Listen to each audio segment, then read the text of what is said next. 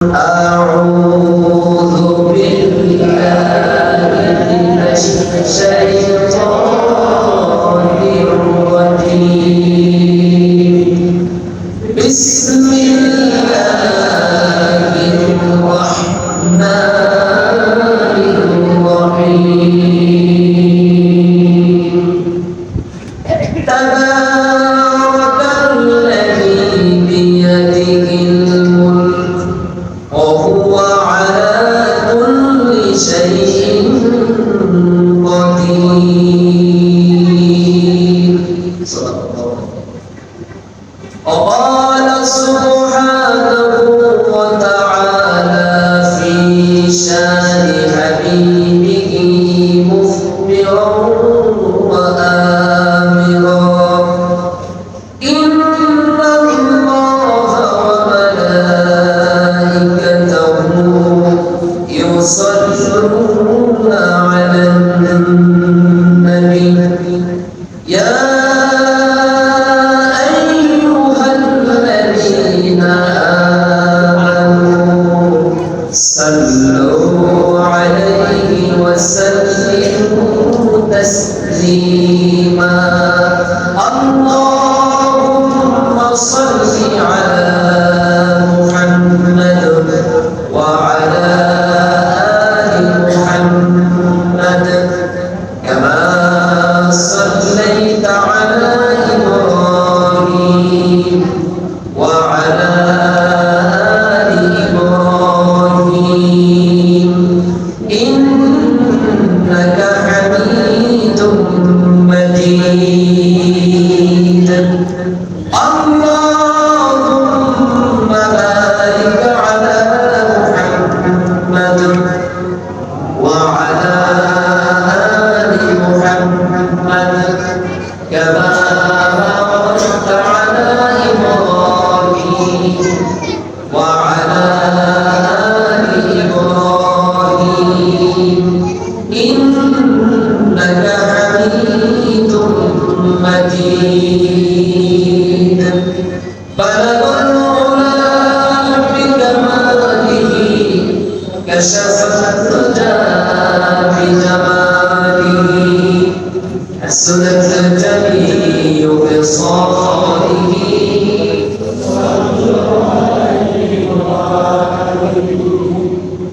هو الحبيب الذي ترجى شفاعته لكل هول من الأهوال مقتحم بلغ العلا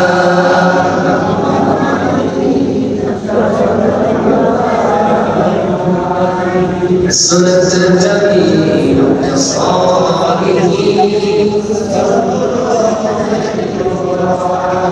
একটুদিকে করে লা ইলাহা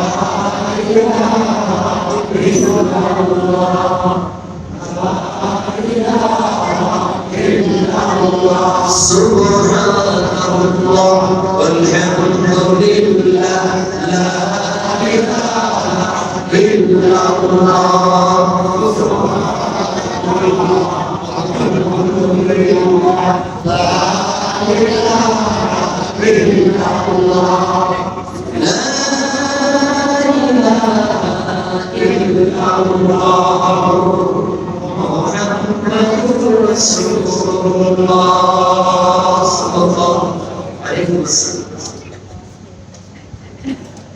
সুলতানগর বাজার ব্যবসায়ী ও যুব সমাজের যৌথ আয়োজনে আয়োজিত তৌহিদ নবী তাফসীরুল কোরআন মাহফিলের দ্বিতীয় দিবসে সম্মানিত সভাপতি অত্র মসজিদের সুযোগ্য ইমাম ও খতিব মসজিদ পরিচালনা কমিটির সম্মানিত সদস্যবৃন্দ, মুসল্লিয়ান কিরাম, মুরব্বিয়ান ইসলাম, পর্দার আড়াল থেকে শ্রবণরতা দ্বীনের সহকর্মীর সকল গুণান্বিতা পর্দানিশী মা এবং বোনেরা, আসুন মহিয়ান গরিয়ান সর্বস্রষ্টা সর্বদ্রষ্টা ভগবান্ডর ভূমণ্ডলের পূজ্য মালিক আল্লাহ সুবহানাহু ওয়া তাআলার জন্য কালিমাত শুকর গুজার করছি জবান খুলে উচ্ছ্বসিত কণ্ঠে মহাব্বতের আওয়াজ মিশিয়ে আমার সাথে বলুন আলহামদুলিল্লাহ। সকলে বলুন লা ইলাহা ইল্লাল্লাহু ওয়াহদাহু লা শারীকা লাহু লাহুল মুলকু ওয়া লাহুল হামদু ওয়া হুয়া আলা কুল্লি শাইইন কাদির। সকল নবমণ্ডল ভূমণ্ডলের মালিকানা কার? আওয়াজ কমে গেছে? তামাম নবমণ্ডল ভূমণ্ডলের মালিকানা কার? সকল ক্ষমতা কার হাতে? সকল সম্মানের মালিক কে? আবার বেইজ্জত করার মালিক কে? রিজিক দেওয়ার মালিক কে? দিনকে রাত যিনি বানান তিনি কে? রাতকে যিনি দিন বানান তিনি কে? জোয়ারকে যিনি বাটা বানান তিনি কে? বাটাকে যিনি জোয়ারে পরিণত করেন তিনি কে? সে আল্লাহর জন্য কালিমাত শুকর গুজার করছি আবার আলহামদুলিল্লাহ। যিনি ইচ্ছে করলে রাস্তার ফকিরকে মুহূর্তের মধ্যে দেশের সেরা ধনী বানাতে পারে, আবার ইচ্ছে করলে দেশের সবচেয়ে ধনী ব্যক্তিকে অপমান অপদস্থ করে রাস্তার ভিখারি বানাতে পারে। এটা কি বিশ্বাস করেন আপনারা? সকল ক্ষমতা কার হাতে? এই যে যেমন ধরেন বিচারপতি মানিক শামসুদ্দিন মানিক, নামটা তো সবার মুখস্থ আছে। কিছুদিন আগে কোথায় ধরা পড়ছে? সিলেটের বর্ডারে কলা পাতা বিছিয়ে পাগলের মতো শুয়ে আছে। দেশ থেকে পলায়ন করার জন্য 70 লক্ষ টাকার উপরে একটা গ্রুপকে দিয়েছে যে আমি তোমাদেরকে এই টাকাগুলো দিলাম, তোমরা আমাকে বাংলাদেশের বর্ডার পার করে দিয়ে আসো। ওরা টাকা পয়সা সব দিয়ে ওনারে দেশের ভিতরে রেখে গেছে। উনি ভাবছে আমি তো দেশ পালাইছি, এটা ইন্ডিয়া, এটা তো বাংলাদেশের আপনি বুঝতে পারেন। একটু চিন্তা করে দেখেন তো, দেশের একজন বিচারপতি যার সম্মান ছিল আকাশ চুম্বি, আল্লাহু আকবার, বলেন তো দুনিয়ার তামাম নবমণ্ডল ভূমণ্ডলের সবচেয়ে বড় বিচারকের নাম কি? আমার কথাই বুঝা যায় না? সবচেয়ে বড় বিচারকের নাম কি? আমার বন্ধুগণ, কোরআনুল কারীমের 30 নম্বর পারা ছোট্ট একটা সূরা আছে, সূরার নাম হচ্ছে সূরা ৩। এই সূরার ভিতরে আল্লাহ রাব্বুল আলামিন কত চমৎকার করে বলছেন, আলাইসাল্লাহু বিআহকামিল হাকিমিন। আসনা আল্লাহ কি বিচারক হিসেবে যথেষ্ট নয়? বলেন যথেষ্ট কিনা? একটু চিন্তা করে দেখেন, আগের দিন পর্যন্ত তার কত দাপট ছিল, তার কত প্রভাব ছিল, তার কত সম্মান ছিল, তার কত ক্ষমতা ছিল, কিন্তু সামান্য মুহূর্তের মধ্যে সামান্য সময়ের ব্যবধানে ওই লোকটা মনে হচ্ছে যেন রাস্তার পাগলে পরিণত হয়ে গেছে। সম্মান দেওয়ার মালিক কে? আবার বেইজ্জত করার মালিক কে? তিনি চাইলেন দেশের সবচাইতে বড় ক্ষমতাধর ব্যক্তিকে এমন ভাবে ক্ষমতা থেকে বিতাড়িত করতে পারেন, যারা বিদায় করবেন সে হয়তো 1 ঘন্টা আগেও জানে না আমার অবস্থা এমনটা হবে। একজন বলেছে আমি 2041 সাল পর্যন্ত থাকবো। 2041 ধরে বলেন। একজন বলেছেন আমি 2041 সাল পর্যন্ত থাকবো, কিন্তু সেনাবাহিনীর প্রধান বললেন 41 সাল না, 41 সাল পর্যন্ত আপনার ক্ষমতা নাই, হাতের মধ্যে মাত্র সময় আছে 45 মিনিট। কত মিনিট? 45 মিনিট। কিন্তু তার সিদ্ধান্ত কত কোন সাল পর্যন্ত? 41।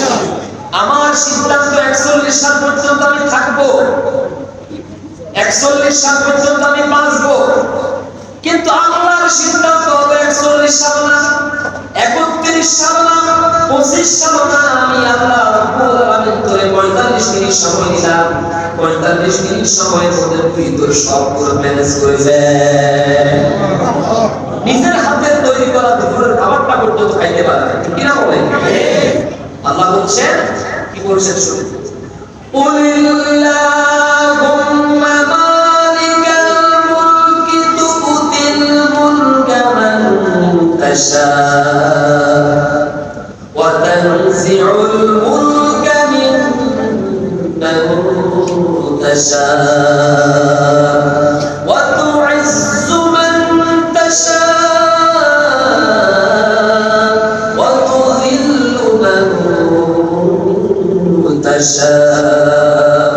بيدك الخير إنك على كل شيء قدير। হে নবী আপনি বলেন, হে আল্লাহ সার্বভৌমত্বের মালিক, तमाम কুল কায়নাতের মালিক, নবমণ্ডল ভূমণ্ডলের মালিক একমাত্র আপনি আল্লাহ। আমরা স্বীকার করি। আপনি বলেন আল্লাহুম্মা মালিকাল মুলকি। মুলক মানে হচ্ছে রাজত্ব, মুলক মানে হলো ক্ষমতাধর, মুলক মানে হলো রাজত্ব। আর মালিক মানে হচ্ছেন তিনি এই রাজত্বের মালিক, এই মুলকের মালিক, তামাম নবমণ্ডল ভূমণ্ডলের তিনি মালিক। হে আল্লাহ আপনি তামাম রাজত্বের মালিক, কুল কায়নাতের মালিক। আপনি যাকে চান তাকে ক্ষমতা দান করেন, যাকে চান তাকে, কথা বুঝা যায় না? আপনি যাকে চান তাকে ক্ষমতা দান করেন, তার মানে ক্ষমতা দেওয়া মালিককে আর জোরে বলুন আল্লাহ। তুতিল মুলকা মান তাশা, আপনি যাকে চান তাকে ক্ষমতা দান করেন। ওয়া তানজিউল মুলকা মিম্মান তাশা, আবার আপনি যারে চান তার কাছ থেকে অপমান অপদস্থের সাথে ক্ষমতা কেড়ে নেন। আল্লাহু আকবার। ওয়া তুইজ্জু মান তাশা ওয়া তুযিল্লু মান তাশা বিয়াদিকাল খায়র, তিনি যাকে চান তাকে ইজ্জত দান করেন, সম্মান দান করেন। আবার কেউ যদি সম্মানের যথাযথ ব্যবহার করতে না পারে, ক্ষমতার ব্যবহার যথাযথভাবে না করে, আল্লাহ প্রদত্ত ক্ষমতাকে, আল্লাহ প্রদত্ত সম্মানকে যদি আমানত হিসেবে ব্যবহার না করে, আল্লাহ রাব্বুল আলামিন বলেন জিল্লতির সাথে, অপমানের সাথে আমি আল্লাহ তার থেকে ক্ষমতার চেয়ারটা কেড়ে নেই। ওরা কি ভুলে গেছে আমি তো সেই আল্লাহ? ওরা কি ভুলে গেছে আমি তো সেই আল্লাহ যে আল্লাহ গোটা পৃথিবী বিখ্যাত, পৃথিবী কাঁপানো ক্ষমতার দাপট ওয়ালা সবচাইতে ক্ষমতা সম্পন্ন ব্যক্তি ফেরাউনকে মারার জন্য কামান ব্যবহার করি নাই, ওরা বারুদ ব্যবহার করি নাই। ফেরাউনকে দুনিয়া থেকে এমন অপমান অপদস্থের সাথে বিদায় করেছি, একটা ল্যাংড়া পোষা দিয়ে আমি আল্লাহ নমরুদকে দুনিয়া থেকে বিদায় করেছি। এটা কি সম্মান নাকি অসম্মান? অসম্মান। ল্যাংড়া পোষা কি পোষা বুঝে নেন ভালো করে। আজকের পর থেকে যদি আপনাকে কেউ এলাকার মেম্বার বানায়, এটাকে আমার মনে করবেন নাকি খেয়ানত করবেন? মনে করবেন, মনে করবেন আমার আল্লাহ এই এলাকার জনগণের মাধ্যমে আমাকে এলাকার মেম্বার বানিয়েছে। 5 বছর পর্যন্ত এলাকার মেম্বার থাকা পর্যন্ত আমার ওয়ার্ডের একটা মানুষ যেন আমার বিরুদ্ধে অভিযোগ উপস্থাপন করতে না পারে, আল্লাহ আদালত যেন কিয়ামতের দিন আমার বিরুদ্ধে কোন ধরনের নালিশ করতে না পারে, এই লোকটাকে আমরা মেম্বার বানিয়েছি। ও আল্লাহ তুমি এই মানুষটাকে মেম্বার বানিয়েছো, এই লোকটা যতদিন মেম্বার ছিল ততদিন আমরা শান্তি ঘুমাইতে পারি নাই। যথাসময়ে ত্রাণ পাই নাই, যথাসময়ে সেবা পাই নাই, এমন নারী যেন আল্লাহ আদালতে আপনার বিরুদ্ধে না করা না লাগে। রাজি আছেন তো? তার মানে 5 বছরের জন্য এই ওয়ার্ডের মানুষরা আপনার কাছে আমানত। কথা বলেন। একজন মেম্বারের অধীনে পুরো ওয়ার্ডের যত জনগণ আছে এই সমস্ত জনগণগুলো আমানত। ঠিক কি না বলেন? মেম্বার নির্বাচিত হওয়ার পরে, চেয়ারম্যান নির্বাচিত হওয়ার পরে আপনার আর কোনো দলীয় পরিচয় নাই। কথা বলেন না কেন?